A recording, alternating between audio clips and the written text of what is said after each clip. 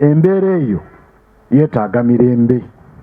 Emirembe gyesigama ku bwenkanya, obwenkanya bwesigama ku nkola essa ekitiibwa mu ssemateeka n'eddembe ly'obuntu.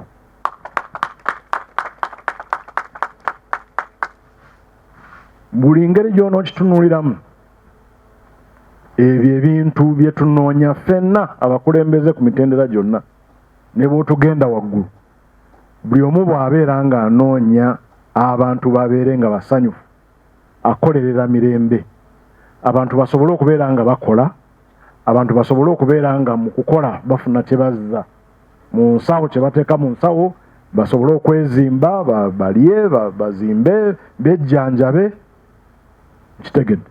Naye ebintu ebyo byonna byonna byesigamye ku kussa ekitiibwa mu ddembe ly'obuntu, mu nfuga etambulira ku mateeka. Ebyafaayo abavubuka abali wano mugende mubibuuza bazadde bammwe ne bajjajjammwe. Olwaleero tetulina budde kubiyitamu mu buwanvu bwabyo, naye bwe bakugamba nti mu byafaayo bya Buganda mwalimu obutabanguko, babuuze bwava ku ki? Obutabanguko bwava ku kintu kimu kyokka, enfuga eyali etyoboola eddembe ly'obuntu, eyali tessa kitiibwa mu mateeka, eyali enyigiriza abantu ku lw'enzikiriza ez'enjawulo oba endowooza ez'enjawulo. Embeera eyo ye yalwanyisa bajjajjaffe, ye yalwanyisa bakitaffe ne bannyaffe.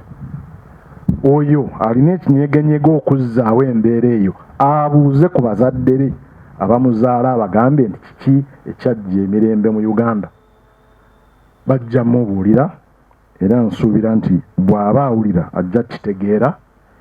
Okwagala okukola ebintu ebyo byefaananyirizaako eby'Abamiini n'ebya Obote abireke, kubanga bye byaleeta obuzibu. Ate kale tetuli wano olwaleero mu bbanga ery'emyezi gino, guno omwezi gw'abajulizi, ndowooza buli omu mujulizi mu ngeri ye mu Uganda. Olwaleero Lukwago Erias ye mujulizi wa wiiki eno, era tumanyi bulungi ti n'omulala ojja kuba omujulizi mu anga endala.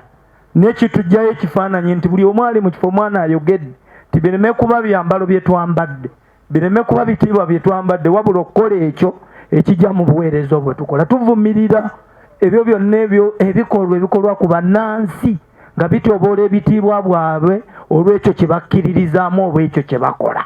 Naye ekyo kibi, era tulowooza nti kiweesa kifaananyi kituufu, era tukivumira. Buli omu ali yenna waali akivumire kubanga tekirina gye kitulaza. Ebyo byonna mbyogedde ku lwa Katonda n'ensi yange.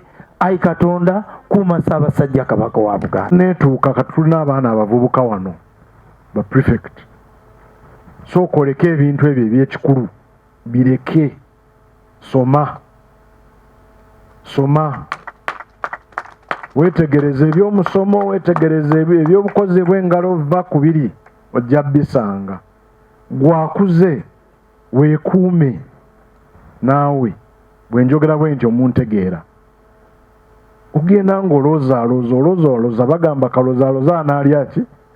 Anaakoza maya kakozaakoza anaakoza mu lw'effumbe, ze neddira ffumbe.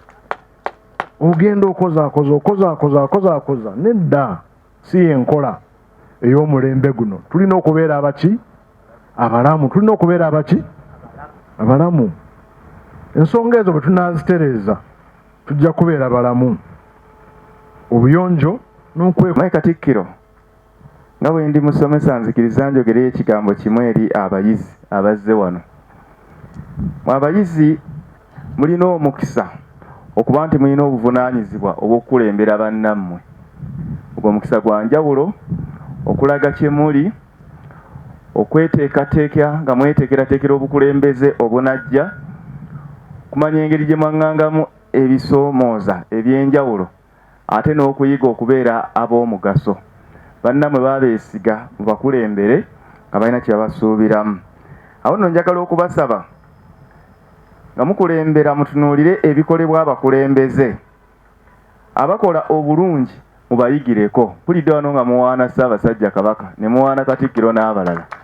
Mubayigireko era mukolenga bwe bakola. Nammwe ku mutendera gwammwe omulala akola obulungi mukiyigireko weebuuze nze nga prefect kyenyinza okukola ekirungi. Abakola ebitasaana ebitajjansa Fulide ne Honorable Sekitoleko muganda wange abyogerako.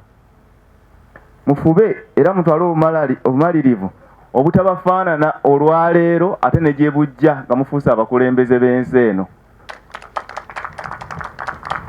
Omukulembeze omubi attattana eggwanga, omukulembeze omulungi alitwala mu maaso. Abakulembeze bannange abaami ba Kabaka okuva mu masaza gonna mbasaba tuveeyo bulijjo okuzuula emikisa gye tulina, saako enkizo ze tulina era tuzeeyambise okwaŋŋanga ebitusoomooza ate n'okulengerera ewala. Mu ngeri enjawulo nja kusaba Ssebo Mbuubi ne ttiimu y'e Buvuma basaasira olw'ebizibu bye tulina nga bannabuvuma, era mbasaba nga Katikkiro bwe yabategeeza mu kuvuba mwongereeko n'okulima n'emirimu emirala, anti atego ogumu taliira omulimu ogumu mutego. Nkubiriza njagala okwebaza ennyo ssentebe wa disitulikiti ya Buvuma n'olukiiko lwonna. Mubongere engalo bannange olw'ekwetaba n'okuwagira enteekateeka eya luwalo lwaffe. Ssebo ssentebe kusooka okuyozaayoza olw'okulya obukulu buno.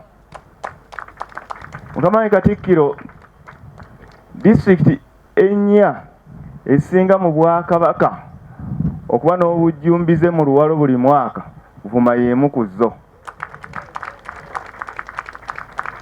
Bwe mba sijjukidde bubi ndowooza ekwata kyakubiri mu Buganda yonna. Awo nno ssebo njagala okukwebaza olw'okuba bw'osikidde bye waddira mu bigere kye baakola okitutte mu maaso era tusaba ogende nakyo mu maaso. Era mpozzi njagala okukusaba na kino wadde mbadde mmanyi ojja kukikola kuba ndaba otambulira mu buufu bwe bumu. Ttiimu y'e Buvuma disitulikiti ebadde egiwagira nnyo, saba ne ku luno mukole kyekimu aba disitulikiti. Enadde nzija Mukama wange nayogeddeko ne Mukwenda n'aŋŋamba singa ab'e Buvuma bakola bulungi tayagala kusanga bavuganya banafu, ayagala okusanga abantu nga bamaanyi abawuliremu. Ate neebaza n'aba Imo okukozesa obulungi omutimbagano, okwezimba, okutumbula obuwangwa bwaffe, okulwanirira Obwakabaka. Bane mwebale nnyo, mwebalire ddala. Amayi Katikkiro, olw'ensonga ez'enjawulo kkiriza nkome wano era nkuyite ebisigadde Mukama wange gwona obitutegeeza, era nsaba tuyimirireko twanirize Katikkiro n'akalulu n'engalo ez'omuggundu.